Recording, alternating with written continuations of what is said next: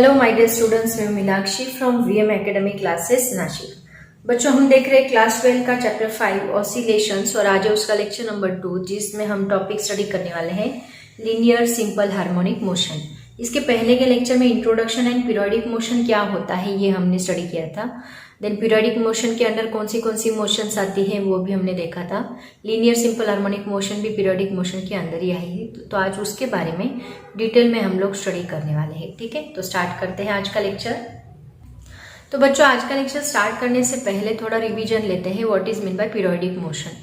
जैसे कि मैंने आपको बताया था कि पीरियोडिक मोशन मतलब एक पेंडुलम हमने कंसीडर किया था। वो पेंडुलम क्या होता है, एक ही पाथ पे again and again repeatedly same path पे के ऊपर वो मूव होता है, राइट ना। मतलब it is a repeated motion which again and again move on the same path. और उसका जो ये पाथ मतलब एक ऑसिलेशन कंप्लीट करने का जो टाइम रहेगा that time is a fixed here. जब उसका टाइम फिक्स रहेगा तो हम उसको बोलेंगे it is a periodic motion. Okay, this is also called as oscillatory motion. Oscillatory motion एक पीरियोडिक मोशन कब होगी, जब उसका टाइम क्या रहेगा, फिक्स रहेगा। टाइम फिक्स है तो टाइम का, जैसे कि हमने फ्रीक्वेंसी का भी फॉर्मूला स्टडी किया, फ्रीक्वेंसी का फॉर्मूला होता है 1/t।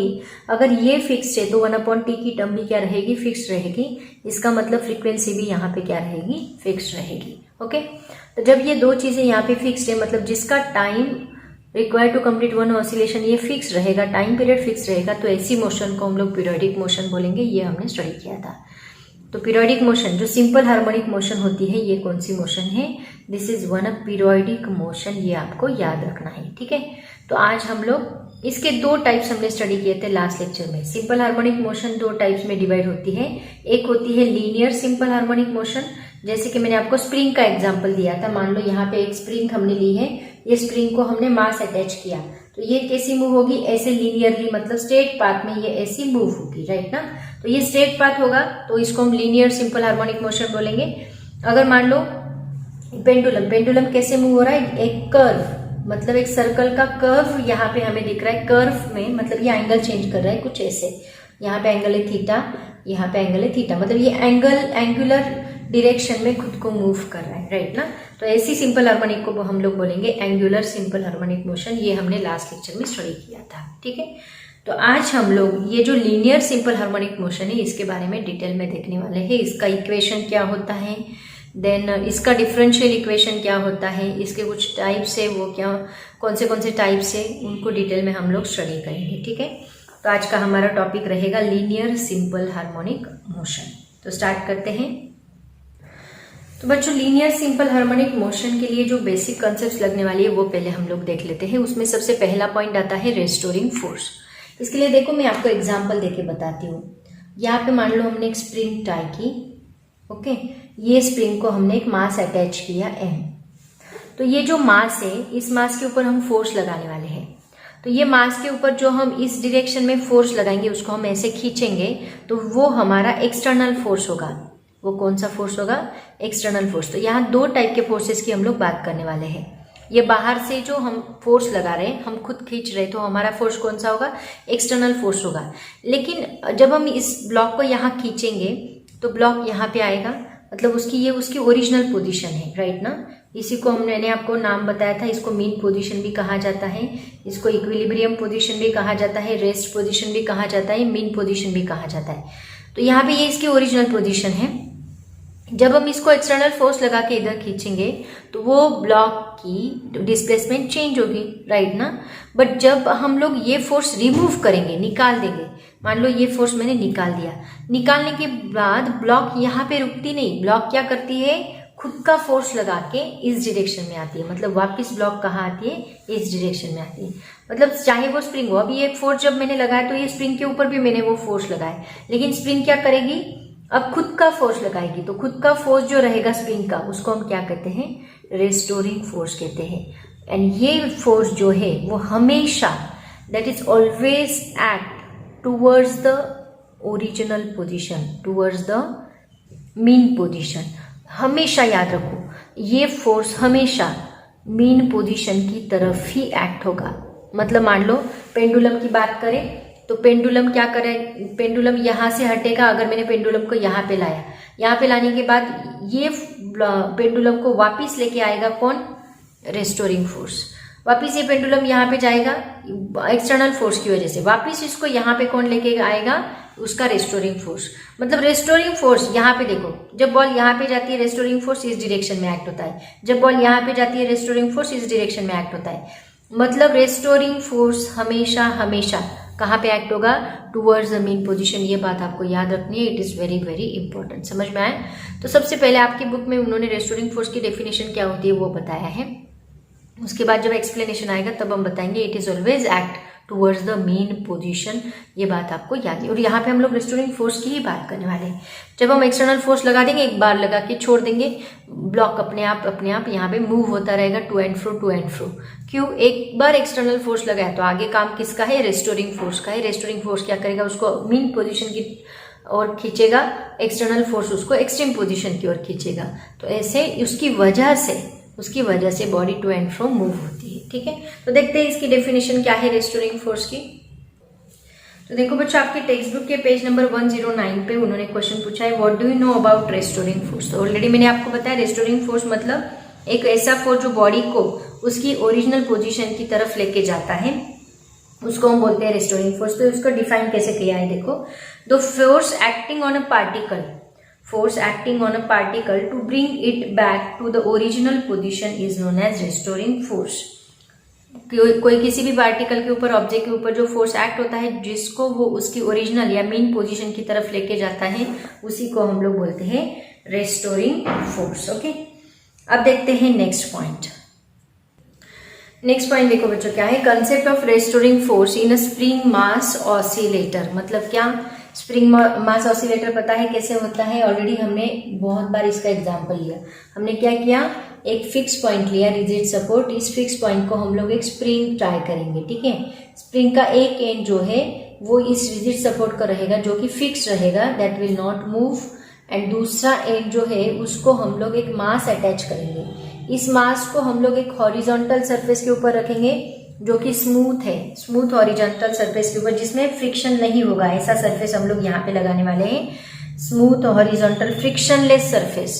ओके, उसके ऊपर ये ब्लॉक, क्योंकि फ्रिक्शन क्यों नहीं, अगर फ्रिक्शन इस ब्लॉक के ऊपर लगाया तो ये ब्लॉक क्या होगी, ऐसे मूव करेगी और फ्रिक्शन की वजह से थोड़ी देर के बाद रुक जाएगी। अगर फ्रिक्शन नहीं रहा, बाहर का एक्सटर्नल कोई भी एनर्जी, कोई भी फोर्स उसको अपोज नहीं कर रहा है, तो block continuously to and fro तब तक मूव होती रहेगी जब तक उसको कोई स्टॉप नहीं करता है। According to Newton second law of motion, first law of motion, every body continuous in its state of rest until and unless external force is applied on it. तब तक ये मूव होता रहेगा। तो ये फ्रिक्शनल फोर्स कौन सा होगा, एक्सटर्नल फोर्स, उसकी वजह से ब्लॉक रुक सकती है। तो इसलिए हमने सरफेस कैसा लिया है, स्मूथ पॉलिश सरफेस लिया है। और इसी ये जो स्ट्रक्चर है इसको हम कहते हैं स्प्रिंग मास ऑसिलेटर। ये स्प्रिंग है, ये मास है, एम नाम का मास है, स्प्रिंग मास ऑसिलेटर इसको कहते हैं। अब देखो, इस स्प्रिंग के ऊपर ये मास को हम लोग राइट की तरफ खींचने वाले हैं। राइट की तरफ हमने क्या फोर्स लगाया, कौन सा फोर्स लगाया, एक्सटर्नल फोर्स लगाया। मान लो इसने ये कितना डिस्प्लेसमेंट कवर किया, एक्स जितना डिस्प्लेसमेंट इस मास ने कवर किया है। ठीक है, अब जैसे ही वो फोर्स हम लोग छोड़ेंगे, फोर्स रिमूव करेंगे, तो इस मास के ऊपर रेस्टोरिंग फोर्स लगेगा। वो कौन सी डायरेक्शन में लगेगा, टुवर्ड्स द मेन पोजीशन। मैंने क्या बोला, external restoring force always act towards the main position. तो हमेशा याद रखो, फोर्स की डायरेक्शन आपकी हमेशा कहाँ होनी चाहिए, टुवर्ड्स द मेन पोजीशन। अभी ये पॉइंट पे है, ब्लॉक के ऊपर कोई भी फोर्स नहीं है, तो ये कौन सी पोजीशन होगी, this is main position. Okay, इसी को हम लोग बोलते हैं ओरिजिनल पोजीशन। ब्लॉक जब यहाँ पे आएगा, कुछ डिस्टेंस कवर करके, तो ये इसकी होगी एक्सट्रीम पोजीशन। कौन सी, पॉजिटिव एक्सट्रीम पोजीशन। ब्लॉक यहाँ पे आने के बाद रुकेगा नहीं, ब्लॉक वापिस इधर जाएगा। मान लो वो यहाँ तक आया, ओके, सेम डिस्टेंस वो यहाँ तक आएगा, तो ये इसकी एक्सट्रीम पोजीशन कौन सी रहेगी, निगेटिव एक्सट्रीम पोजीशन रहेगी। और ब्लॉक ऐसे अगर हॉरिजॉन्टल सरफेस से स्मूथ है, पॉलिश्ड है, फ्रिक्शन लेस है, तो ब्लॉक कंटिन्यूअसली मूव होती रहेगी टू एंड फ्रो, जिससे हमें ऑसिलेशंस मिलेगी। उसी को हम लोग कहेंगे सिंपल हार्मोनिक मोशन। तो अभी इसी वक्त हमें इस टॉपिक में उसका इक्वेशन बनाना है कि इक्वेशन ऑफ मोशन क्या होता है, equation of simple harmonic motion क्या होता है। देखो मैं बताती हूँ। तो देखो, ये ब्लॉक जब यहाँ पे गया तो उसने डिस्प्लेसमेंट कितना कवर किया, एक्स। हम जितना उसको खींचेंगे, जितना ज्यादा डिस्प्लेस करेंगे, उतना ज्यादा फोर्स उसके ऊपर एक्ट होगा। मतलब ये डिस्प्लेसमेंट जितना ज्यादा उतना ज्यादा ये फोर्स। तो इसको हम ऐसे बोल सकते हैं F is directly proportional to x, ऐसे हम लोग बोल सकते हैं। अब यहाँ पे डायरेक्टली प्रोपोर्शनल हमें निकालना है तो हमें क्या लेना होगा, इक्वल टू लेना होगा। जब हम इक्वल टू लेंगे तो यहाँ पे हमें कांस्टेंट लेना जरूरी है, बट एक बात आपको याद रखनी है, ये जो x है ये पॉजिटिव नहीं रहेगा, यहाँ पे इसको क्या साइन रहेगा, निगेटिव साइन रहेगा। निगेटिव क्यों, देखो ये दोनों भी वेक्टर क्वांटिटीज है। डिस्प्लेसमेंट हम लोग यहाँ से मेजर करने वाले हैं, यहाँ से इस डायरेक्शन में, मान लो ये प्लस x है, बट फोर्स जो है वो अपोजिट डायरेक्शन में आ रहा है, एक्ट हो रहा है, इसलिए ये दोनों इक्वल एंड अपोजिट क्वांटिटी है। डिस्प्लेसमेंट जितना ज्यादा उतना फोर्स ज्यादा, दोनों डायरेक्टली प्रोपोर्शनल है, लेकिन दोनों अपोजिट वेक्टर है। अगर ये प्लस तो ये क्या रहेगा, माइनस रहेगा, इसलिए यहाँ माइनस साइन आना बहुत जरूरी है। तो इसको हम कैसे लिखेंगे, F is equal to constant into minus x लिखेंगे। तो F इज इक्वल टू ये जो कांस्टेंट है, ये कांस्टेंट हम लोग K से डिनोट करते हैं, K इंटू माइनस एक्स, तो माइनस साइन आगे रहेगा, K F is equal to minus K x. ये जो इक्वेशन हमें मिलता है, इसी इक्वेशन हम कहते हैं equation of simple harmonic motion. उसी का यूज करके बहुत सारे आगे डेरिवेशन हम लोग देखने वाले हैं। तो इसमें मीनिंग लिख दो, F क्या है, यहाँ पे रेस्टोरिंग फोर्स है, एक्सटर्नल फोर्स की बात नहीं कर रहे हैं हम लोग। यहाँ पे कौन सा फोर्स ले रहे हैं हम लोग, उस बॉडी का रेस्टोरिंग फोर्स ले रहे हैं। या K क्या है, इसी को कहा जाता है स्प्रिंग कांस्टेंट, इसको हम कहते हैं स्प्रिंग कांस्टेंट। स्प्रिंग कांस्टेंट मत कहो, इसको फोर्स कांस्टेंट कहो, फोर्स कांस्टेंट, ओके। क्योंकि स्प्रिंग के लिए, पर्टिकुलरली स्प्रिंग के लिए ही एप्लीकेबल नहीं है वो, हर एक बॉडी के लिए जो टू एंड फ्रो मूव हो रही है उसके लिए वो एप्लीकेबल है, ओके। उसके बाद यहाँ पे x क्या है, डिस्प्लेसमेंट, ऐसे हम लोग इसको एक्सप्लेन करेंगे। आपको एक्सप्लेनेशन पूछा जाता है तो एक्सप्लेन कैसे करोगे, फर्स्ट पॉइंट में जो स्ट्रक्चर हमने यहाँ पे खड़ा किया है उसका एक्सप्लेनेशन देखो। Consider a rectangular block attach to the spring kept on the smooth, polished and frictionless horizontal surface. If we apply the force on a block and release it from the original position and remove it, then it start to oscillate to and fro. That means restoring force act on that block, which is applied towards the mean position only, act towards the mean position only. That means that restoring force is directly proportional to minus x, therefore F is equal to constant into minus x, therefore F is equal to minus K into x. Here F is restoring force, K is force constant, x is displacement. And negative sign indicate क्या कर रहा है, negative sign indicates that force and displacement both are in opposite direction. ऐसे हम लोग यहाँ पे लिख सकते हैं opposite direction, okay?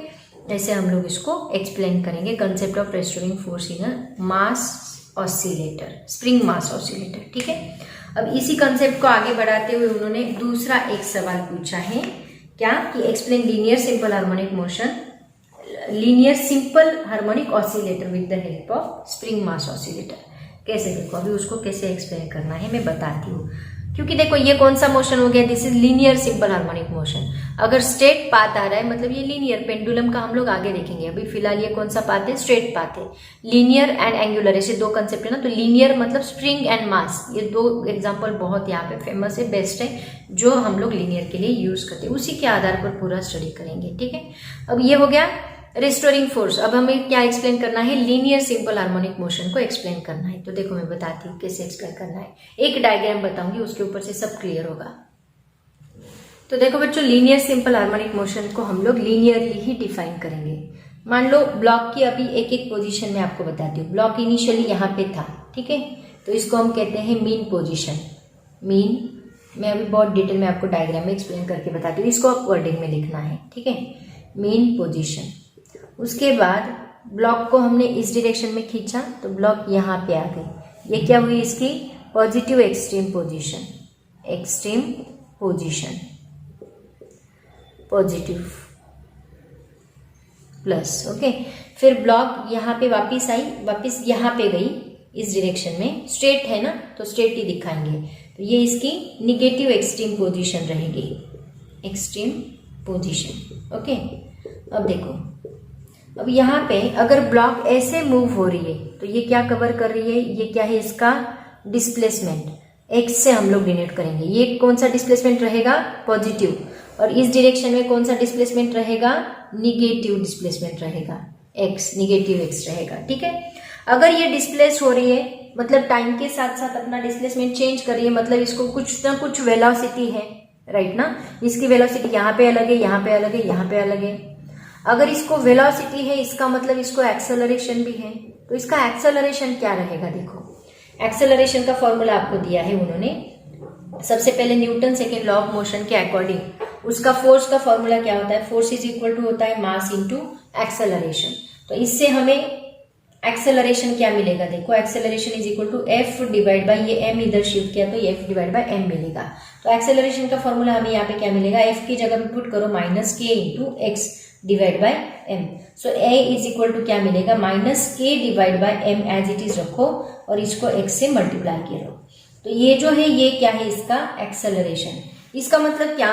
It is directly proportional to displacement, ऐसे हम लोग बोल सकते हैं। आया समझ में? तो देखो ये एक इसके ऊपर के एंड एम तो कांस्टेंट है। के क्या है? फोर्स कांस्टेंट है। एम क्या है? मास है। बॉडी का मास तो चेंज नहीं होगा, ब्लॉक तो वही का वही है, मास वही रहेगा, मतलब ये दोनों कांस्टेंट है। इसका मतलब हम बोल सकते हैं कि A is directly proportional to X. अगर एक्स इंक्रीज होता है तो ए भी इंक्रीज होता है, एक्स डिक्रीज होता है तो ए भी डिक्रीज होता है। सिमिलरली एफ किसके ऊपर डिपेंड है? एक्सेलरेशन के ऊपर। ए एक्स के ऊपर डिपेंड है एंड फोर्स एक्सेलरेशन के ऊपर डिपेंड है। आया समझ में? तो ये दोनों बहुत इंपॉर्टेंट है, मतलब जो एक्स रहेगा वही ए रहेगा, जो ए रहेगा वही फोर्स रहेगा। Got it? तो देखो अब मुझे बताओ यहाँ पे मीन पोजीशन पे एक्स कितना है? एक्स है 0, ठीक है। अगर x 0 है तो उसकी वजह से एक्सेलरेशन भी क्या रहेगा? 0 रहेगा। अगर एक्सेलरेशन 0 है इसका मतलब फोर्स भी क्या रहेगा? 0 रहेगा। आया समझ में?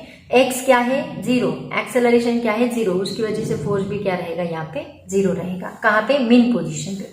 अब यहाँ पे बात करते हैं, यहाँ x क्या है? मैक्सिमम। x क्या है? मैक्सिमम। अगर x मैक्सिमम है तो a भी क्या रहेगा? मैक्सिमम रहेगा। सबसे ज्यादा बॉडी यहाँ पे ऑसिलेट हो रही है, सबसे ज्यादा स्पीड उसका यहाँ पे है। उसके बाद ए क्या है? मैक्सिमम। इसका मतलब यहाँ फोर्स भी क्या रहेगा? मैक्सिमम रहेगा। सिमिलरली इस डायरेक्शन में भी x क्या है? मैक्सिमम है। सिमिलरली अपोजिट है लेकिन मैक्सिमम है, माइनस साइन हमने उसको अपोजिट है इसलिए दिया है, तो ए भी क्या रहेगा? मैक्सिमम रहेगा एंड फोर्स भी क्या रहेगा? यहाँ पे मैक्सिमम रहेगा। ओके, अब बात करते हैं, इसको नोट डाउन करो हम, और इसको एक्सप्लेन करना है स्टेप बाय स्टेप। अब बात करते हैं वेलोसिटी की। हाँ, यहाँ पे डायरेक्शन भी देख लो। फोर्स यहाँ पे, फोर्स कौन सी डायरेक्शन में एक्ट हो रहा है? इस डायरेक्शन में, मतलब यहाँ फोर्स इस डायरेक्शन में है, रेस्टोरिंग फोर्स। सिमिलरली यहाँ पे बॉडी यहाँ पे गई और रेस्टोरिंग फोर्स कौन सी डायरेक्शन में एक्ट होता है? इस डायरेक्शन में, फोर्स इस डायरेक्शन में। एक्स इस डायरेक्शन में है, एक्स की डायरेक्शन ये है, इस साइड में ये डायरेक्शन में है, फोर्स अपोजिट डायरेक्शन में, इसलिए इसको माइनस साइन होता है। अब बात करते हैं वेलोसिटी। वेलोसिटी का देखो, अब यहाँ पे सोचो जरा, यहाँ पे बॉडी की जो वेलोसिटी है सबसे ज्यादा रहेगी। क्यों? क्योंकि बॉडी को इतना पाथ कवर करना है। जैसे कि बॉल को हम लोग ऊपर फेंकते हैं तो उस वक्त बॉल की जो डाउन, हमारे हाथ में जब बॉल रहेगा उसको हम बहुत ज्यादा वेलोसिटी देंगे तभी वो अपवर्ड पोजीशन में जाता है। वैसे यहाँ पे ये बॉडी को हम इधर खींच रहे हैं, मतलब यहाँ पे बॉडी की वेलोसिटी क्या रहेगी? मैक्सिमम। वेलोसिटी यहाँ पे 0 नहीं रहेगी, यहाँ पे वेलोसिटी क्या रहेगी?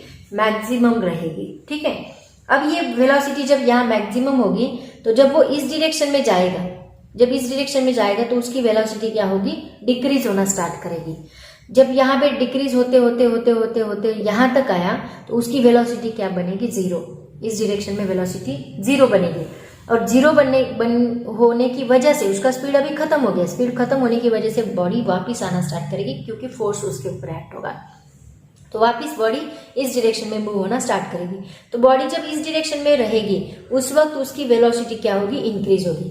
बॉडी जब इस डायरेक्शन में जाती है तो वेलोसिटी डिक्रीज होना स्टार्ट करती है, बॉडी जब इस डायरेक्शन में आती है तो वेलोसिटी इंक्रीज होना स्टार्ट करती है। याद रखो, यहाँ velocity decreases when body moves this direction, velocity increases when body moves this direction. Similarly यहाँ पे सेम होगा, यहाँ पे भी क्या होगा? बॉडी जब यहाँ से इस डायरेक्शन में जाती है तो उसकी वेलोसिटी डिक्रीज होना स्टार्ट करती है, बॉडी यहाँ पे टकराने के बाद वापस आती है तो उसकी वेलोसिटी इंक्रीज होना स्टार्ट करती है। वापस यहाँ पे आने के बाद वेलोसिटी इंक्रीज होते होते होते होते मैक्सिमम बनेगी, इसलिए बॉडी यहाँ पे रुकती नहीं, रुकने के बाद वो डायरेक्टली इस साइड आना स्टार्ट करेगी। ठीक है, तो यहाँ वेलोसिटी मैक्सिमम। अब देखो यहाँ एनर्जी की बात करते हैं। अगर वेलोसिटी मैक्सिमम है तो काइनेटिक एनर्जी का फॉर्मूला क्या है, हाफ mv²। अगर वेलोसिटी मैक्सिमम है तो एनर्जी भी क्या रहेगी, यहाँ पे मैक्सिमम रहेगी। यहाँ वेलोसिटी 0 है तो यहाँ काइनेटिक एनर्जी, बॉडी के पास एनर्जी नहीं है इसलिए वो वापस आ गई, यहाँ एनर्जी भी क्या रहेगी, 0। सिमिलरली यहाँ वेलोसिटी क्या है, 0, तो काइनेटिक एनर्जी भी यहाँ पे क्या रहेगी, 0 रहेगी, मतलब मिनिमम। तो यहाँ वेलोसिटी मिनिमम है, काइनेटिक एनर्जी भी मिनिमम है एट एक्सट्रीम पोजिशन। सिमिलरली यहाँ पे वेलोसिटी मैक्सिमम है तो काइनेटिक एनर्जी मैक्सिमम, यहाँ वेलोसिटी मिनिमम है तो यहाँ पे काइनेटिक एनर्जी भी मिनिमम है। ये जो डायग्राम मैंने बताया है ना, इसको बहुत अच्छे से कॉपी करो, क्योंकि आपके बुक में ये डायग्राम नहीं दिया है, बट ये डायग्राम के ऊपर से आप पूरा जो क्वेश्चन है उसको बहुत अच्छे से एक्सप्लेन कर सकते हैं। इसी को कहा जाता है लीनियर सिंपल हार्मोनिक मोशन। अब इसकी डेफिनेशन की बात करते हैं। ये सब मैंने आपको एक्सप्लेन किया है, इसको ठीक से स्टडी करो। ओके बच्चों, इसकी डेफिनेशन देखो क्या है लीनियर सिंपल हार्मोनिक मोशन की। ऑलरेडी मैंने आपको बताया कि फोर्स हमेशा कहाँ होता है, टूवर्ड्स द मीन पोजीशन। ये मीन पोजीशन है तो फोर्स हमेशा कहाँ रहेगा, टूवर्ड्स द मीन पोजीशन। मतलब एक ऐसी टाइप की मोशन है जो कि पीरियोडिक मोशन है। सिंपल हार्मोनिक मोशन कौन सी मोशन होती है, पीरियोडिक, मतलब जिसमें टाइम फिक्स रहेगा, फ्रीक्वेंसी फिक्स रहेगी। तो एक पीरियोडिक मोशन है जिसमें फोर्स हमेशा कहाँ रहेगा, towards the mean position. And ये जो फोर्स है इसकी मैग्नीट्यूड जो है that is directly proportional to displacement. तो ऐसे डेफिनेशन होती है लीनियर सिंपल हार्मोनिक मोशन की। तो देखो इसकी डेफिनेशन क्या है, linear SHM, simple harmonic motion को शॉर्ट में एसएचएम बोलते हैं। Linear SHM is defined as the linear periodic motion of a body in which force is always directed towards the mean position and its magnitude is proportional to the displacement from the mean position. Okay मतलब इसका force हमेशा कहाँ रहेगा, towards the mean position रहेगा and उसकी magnitude जो है वो हमेशा डिस्प्लेसमेंट को प्रोपोर्शनल रहेगी from the mean position. Mean position से डिस्प्लेसमेंट रहेगा वो जितना ज्यादा उतना फोर्स ज्यादा, ऐसे उसका मीनिंग है। ठीक है, तो ये है definition of simple harmonic motion, लेकिन लीनियर। उसके बाद देखो बच्चों, आपको और एक क्वेश्चन में यहाँ पे पूछा जाता है conditions for simple harmonic motion क्या रहेगी। तो सबसे पहली कंडीशन है कि यहाँ पे जो ऑसिलेशन है पार्टिकल के वो हमेशा अबाउट अ फिक्स पॉइंट होने चाहिए। Oscillations of the particle is always about a fix point. Net force और oscillation is always directed towards the mean position, towards the fix point, वही हमारी मीन पोजीशन। फोर्स हमेशा उसकी तरफ direct होना चाहिए। एक्सेलरेशन हमेशा टुवर्ड्स द मीन पोजीशन मतलब फिक्स पॉइंट से होना चाहिए। एंड थर्ड कंडीशन है particle comes back to the fix point due to restoring force. हमें पता है पार्टिकल उसके फिक्स पॉइंट पे मतलब उसकी मीन पोजीशन पे क्यों आता है, क्योंकि पार्टिकल के पास उसका रेस्टोरिंग फोर्स है उसकी वजह से। ठीक है, तो ऐसी कुछ कंडीशंस है सिंपल हार्मोनिक मोशन की। अब देखते हैं नेक्स्ट पॉइंट। उसके बाद नेक्स्ट पॉइंट देखो क्या है, harmonic oscillations and non harmonic oscillations क्या होता है। एक हार्मोनिक ऑसिलेशन है, दूसरा है non harmonic oscillation. Non harmonic oscillation देखो इसका मीनिंग क्या है। हार्मोनिक ऑसिलेशन मतलब ये एक पीरियोडिक ऑसिलेशन है, पीरियोडिक मोशन है। पीरियोडिक मोशन मतलब जिसमें टाइम फिक्स रहेगा, जिसमें टाइम फिक्स रहेगा, इसका मतलब फ्रीक्वेंसी भी फिक्स रहेगी, राइट ना। टाइम फिक्स है, फ्रीक्वेंसी भी फिक्स रहेगी। तो ऐसा ऑसिलेशन जिसमें oscillation in which can be expressed in terms of single harmonic function, which can be expressed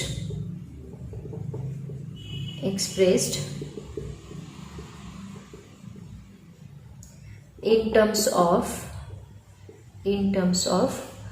single harmonic functions। मतलब क्या, सिंगल हार्मोनिक फंक्शंस मतलब क्या, देखो जिसमें क्या होता है, फंक्शंस कौन से हैं single harmonic functions, sine theta cos theta. तो यहाँ पे x is equal to A sine omega T, ऐसे हम लोग लिख सकते हैं। ओमेगा क्या है मैं बताऊंगी, इसको एंगुलर फ्रीक्वेंसी कहा जाता है। ए यानी एम्पलीट्यूड, टी यानी टाइम, एक्स यानी displacement. x is equal to A sine omega t, जिसमें सिंगल हार्मोनिक फंक्शन है, डबल नहीं। इसमें बताती हूँ कैसे आएगा, देखो। और हम बोल सकते हैं x is equal to A cos omega t, मतलब एक ही हार्मोनिक फंक्शन आ रहा है, एक तो कॉस एक तो साइन। तो यहाँ पे जो वेव हमें मिलेगी वो ऐसी वेव हमें मिलेगी। ये साइन की वेव होती है ऐसी, कॉस की वेव यहाँ से स्टार्ट होती है, कॉस की वेव यहाँ से स्टार्ट होती है, ऐसी कॉस की वेव होती है। तो ये इसका क्या आएगा, x is equal to A sine omega t, ये इसका फंक्शन, ये होता है इसका एम्पलीट्यूड। इसका आएगा x is equal to A cos omega t. लेकिन नॉन हार्मोनिक ऑसिलेशन में ऐसे नहीं होता। इसकी जो वेव हमें मिलती है वो कुछ ऐसे मिलती है, यहाँ से कुछ ऐसे, मतलब यहाँ पे डैम्पिंग बहुत होता है, या फिर ऐसे डैम्पिंग स्ट्रेट वेव यहाँ पे हमें नहीं मिलती है, ऐसी वेव हमें यहाँ पे मिलती है। ठीक है, इसको कहा जाता है नॉन हार्मोनिक ऑसिलेशन।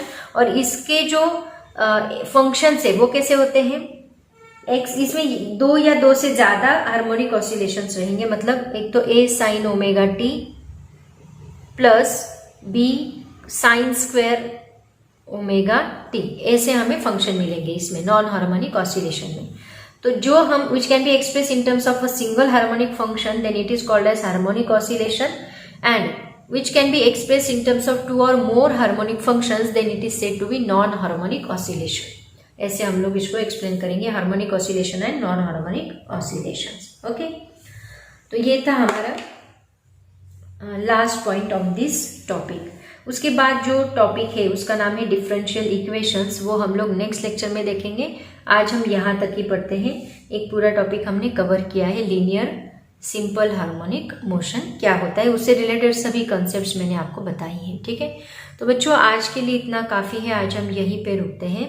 पढ़ाई करते रहो। Thank you so much, all the very best and bye bye.